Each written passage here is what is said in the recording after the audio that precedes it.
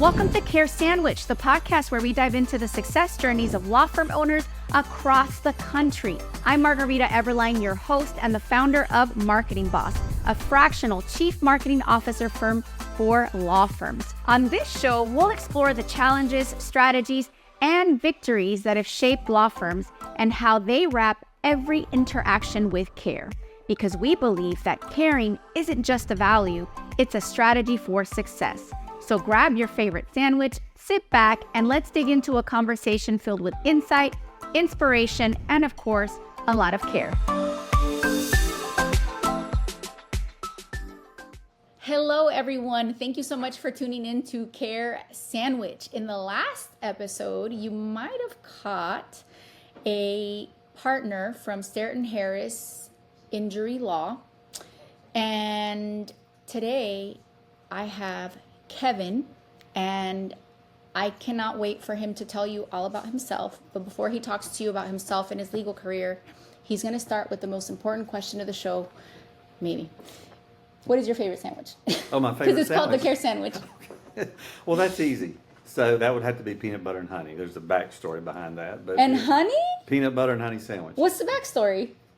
Well, so the backstory is, probably many of your listeners are parents, but when I was growing up, my mom would have these nights when she didn't feel like cooking dinner for the children. We were older, obviously, and so it was fend for yourself night is what she called it. So it was our responsibility to fix our own dinner, and inevitably, I fixed peanut butter and honey sandwiches. That's cool.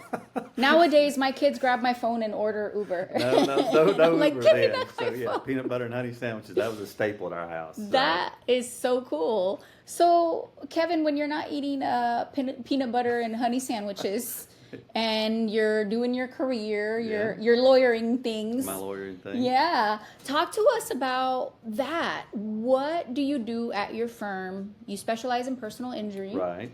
What do you do? How do you help people? And how did you get started in this field? So I started early on. In fact, I think I got my first LSAT book, which is the law school admissions test. I started that when I was 14 years old.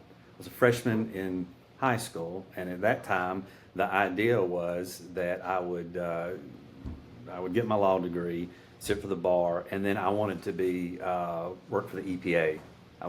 My dad was very much into the outdoors. We did a lot of fishing and trout fishing and things like that. And so I kind of developed a love for that early on in life. And I thought, well, that would be a good opportunity for me to use that to help. Mm-hmm. I think that'll be a recurring theme here, and that is helping. Mm-hmm. And so, like many things, life happened, and I ended up going to law school later on. I started what then was West Georgia College out in Carrollton's University of West Georgia now, and then I finished up my undergraduate degree from Georgia State University, got my MBA from Kennesaw State, and then went straight from there into law school, and then finished that up, and then set for the bar. So you love school. You just love school. No, my wife tells me that there's no more school. No more school allowed for me.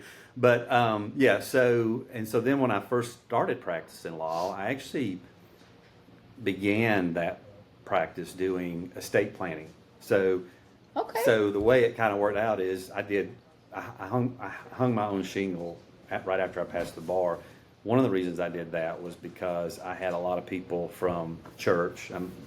Faith is real important to me, and a lot of the people that I know in the community are people I know from different churches.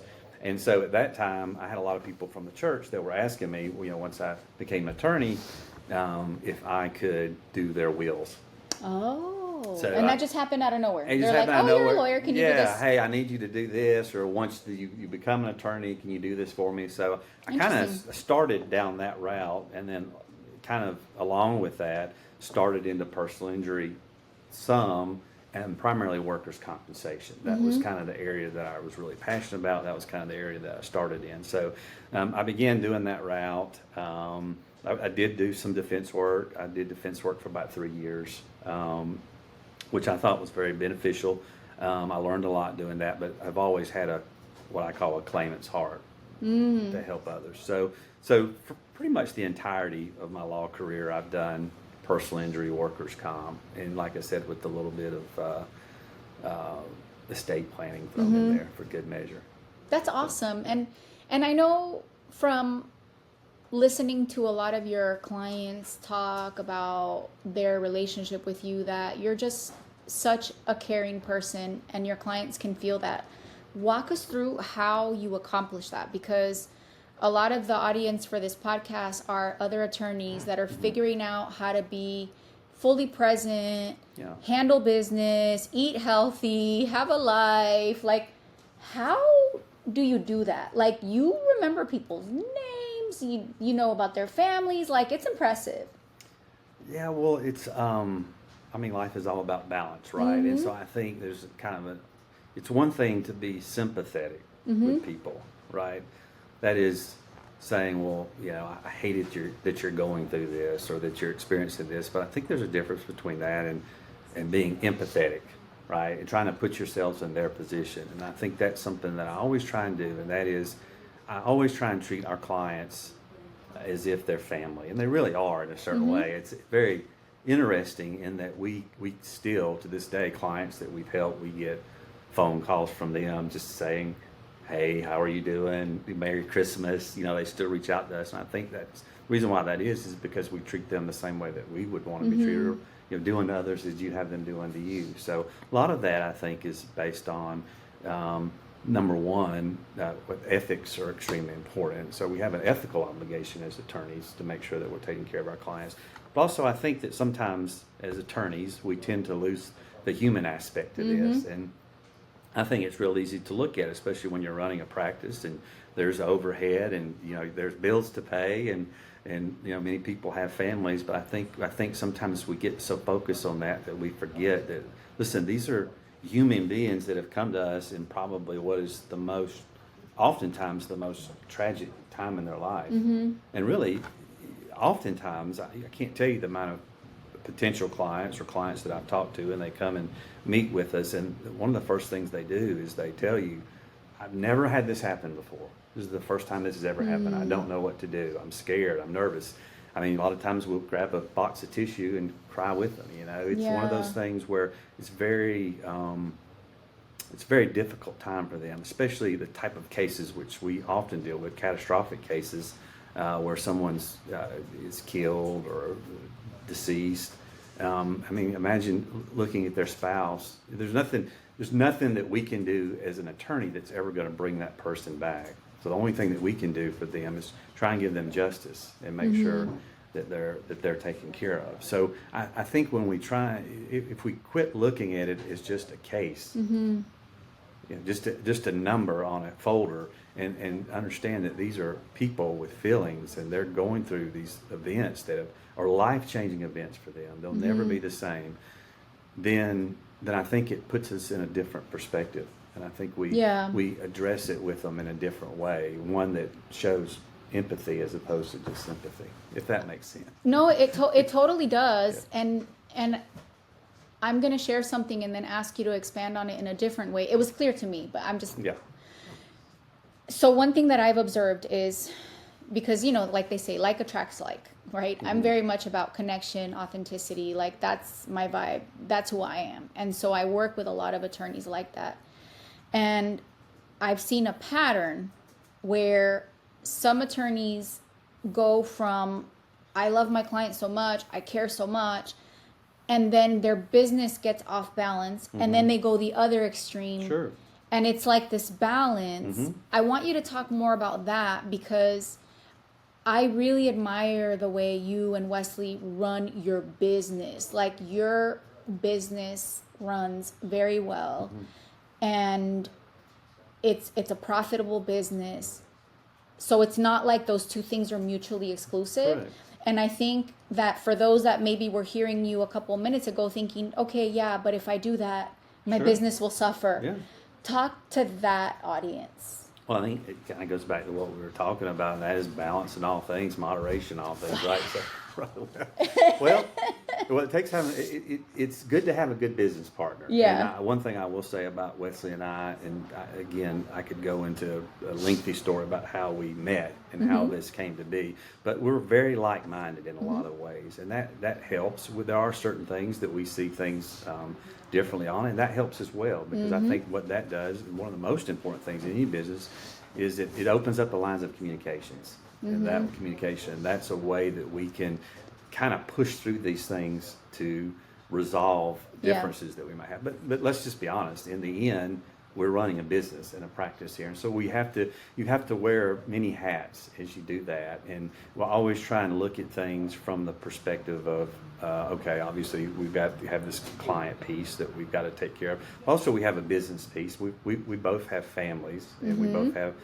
have a business to run. And so the business, in order to do that successfully, we've got to be profitable. And I'll tell you that one of the ways that that's just been very helpful for us, and that we especially when we first started out our firm, we've grown so much, but when we first started our firm, we were very frugal in what we did. We were very conscious about where we were at. Our office is here in Austell, beautiful office here at the Thread Mill, but we weren't going to get a spot in downtown Atlanta in a high rise, because we just knew that was something that we were going to have to keep really because close. Why, right? Because why? I can tell you that we've never had anybody that came out here that didn't look at the place and say, "Oh, this is beautiful," or got the water fountain. So, but I think with that in mind, you have to wear those hats, each of those hats. You can't. To your point, you can't kind of excel in one area to the neglect of the other. And I think that's one of the reasons why we've been able to be such a good business, that it's been so successful, because we've tried to remember that there's not just the one piece there. I hope you're enjoying the conversation and your sandwich as much as we are.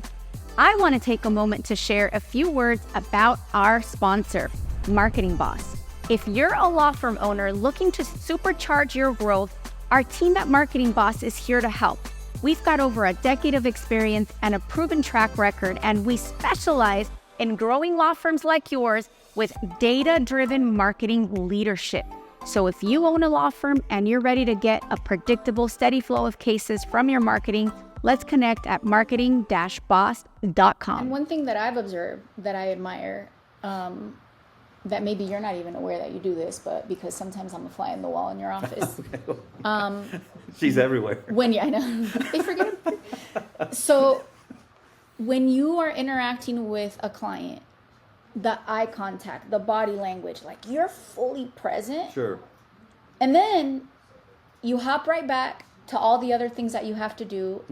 And then you pause and you interact with your team. Again, fully present. Sure. And I think that matters. Yeah. I think maybe it's so much your nature that you might take it for granted, but like a lot of people don't do that. Yeah. Like, I don't think even I do it that well. Like, you really have to make a habit out of being fully present in the moment with the people that you're with, while still minding your priorities. Like, I can tell you have your things to do and you get them done. But when you're interacting with people, like all of a sudden there's no one else. Yeah. And that's a really beautiful skill. And I really think that is one of the reasons, that's my opinion and my observation, that's one of the reasons why your clients feel so connected to you, because you do connect with them. And it doesn't mean that you forget about your life, you forget about your family, you forget about everything, you neglect your business. It's just that intentional space that you create to interact with people, I think, is what people feel. Yeah.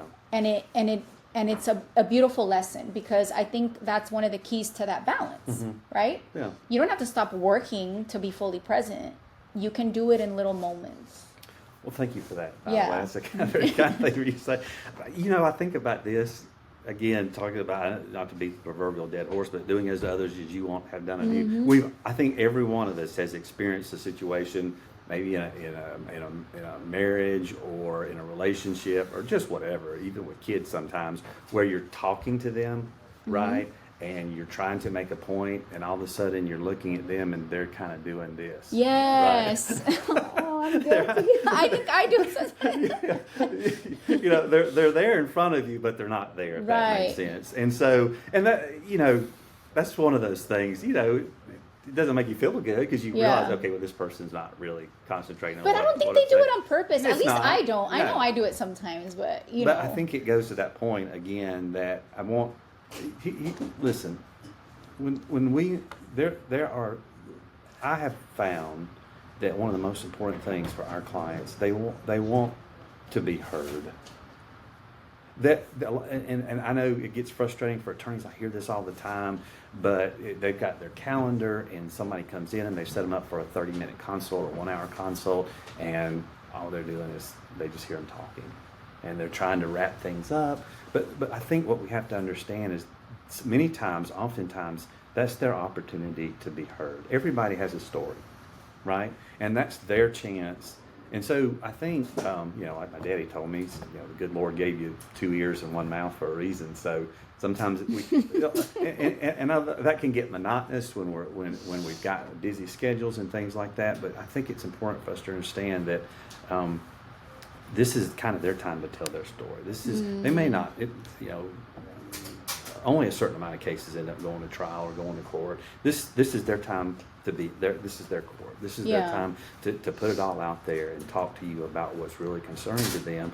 And listen, if the thought is or the perception is that, well, I'm telling my attorney this and they're not even really paying attention, or they're sitting here texting, then how much do they really care? Mm-hmm. And they can feel it. Yeah.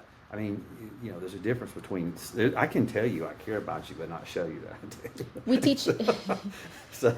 Yeah, I wrote a book called Connect Convert, and we teach, customer service, and really it's a sales program, but customer service is the core. And that's one of the things that we talk about is you can say all of the right things, but your tone, your body language, even if you're on the phone, the facial expressions that you make, people can feel that energy. Yeah. And they'll know. And they'll just call the next law firm. So it's so important to really hone that skill, because it's a skill.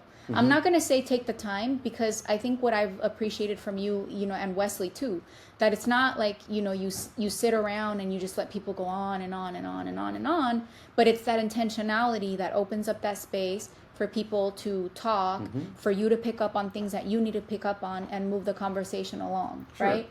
And it's very systematic, but at the same time, it's just very human and very authentic.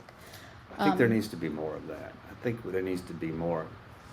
This is just one person's thought, but I feel like oftentimes there's not as much compassion as there needs to be, and the human side of things is been kind of pushed aside because everybody's so busy and we've got all these things going on. Listen, attorneys busy, but I think we do our clients a disservice if we're not willing to take the time that we need to take to spend with them to make sure. I always tell our clients, they're trying to recover. So their job, I tell them, their job is to get better. Let me carry the load. Let me carry the weight of whatever's going on with this case. I'll take care of that. That's why you hire me, right? So that I can handle that. Only thing I want you to concentrate on is just getting better and getting well. Yeah. And I think even that, I mean, you can oftentimes physically see it's just like, okay, I've got this burden that I don't have to worry about anymore. I know that they're going to take care of it, and I do. I just want to get better, physically get better. So. And it's important to take care of yourself so that you can take care of others, So I would love for you, as you're comfortable, to share, like, how do you take care of you? Like, how do you do things that you, like, how do you fit that into your schedule so that you are able to pour into others? Yeah, I think the two most important things for me, I think number one, as I've already said, is my faith. We're very active in our church, and probably close second, obviously, is my family. I've been very blessed, very fortunate with the family that I have. I'm so thankful that I have the opportunities to spend the time with them and go to the places that we'd like to go to, because you need to get that recharge sometime. You need to charge the batteries and kind of take a moment for yourself and your family. And I think that's really important, not just to physically rest, but sometimes you just got to turn your brain off, which is always really hard for me to do sometimes. But sometimes we have to turn our brain off and think on other things, and that kind of gives us that little charge that we need to keep pushing forward. Yeah. Kevin, if somebody's listening to this and they're thinking, well, I'm an attorney, but I would love to refer a case to Kevin, how can they get a hold of you? probably the best way is just email Kevin@injurylawpros.com, or one of the things that we always do with our clients, we always give them our personal cell number, which is, I think, a good way. But after you become a client. Yeah. Yeah, they gotta be a client. And that keeps those, which a lot of attorneys won't do that. I get that. Oh, I know. Yeah. I have some that'll okay, I'll get an extra cell phone. But and yes, we get calls at night and we get calls on the weekends. I understand that, but it certainly opens up the line of communications with our client. But I think that, and then, so I was going to say our phone number, office phone number, 404-777-7529 is a good way to reach us, and certainly be glad to help any way that we can. And what sorts of cases specifically would you love to be considered for from other attorneys, or even people that are not attorneys that are thinking, Yeah, so we only do personal injury cases. Now, the personal injury umbrella is a pretty big umbrella. There's a lot of things that come up underneath that. But primarily personal injury cases, which could be things like product liability. Mostly what we do are catastrophic motor vehicle accident cases, things like that, dog bites, things like slip and falls and things like that. But primarily the bulk of what we do, motor vehicle accident cases. So there you have it. You know who to call if you have a catastrophic case, personal injury. Good. Perfect. Starrett Harris. Thank you so much. Thank you all for watching. We'll see you on the next episode of Care Sandwich. Thank you for joining us on this episode of Care Sandwich. Remember, the way we care for our clients, our teams, and ourselves can make all the difference in our success. Until next time, keep caring, keep growing, and I'll see you on the next episode of Care Sandwich.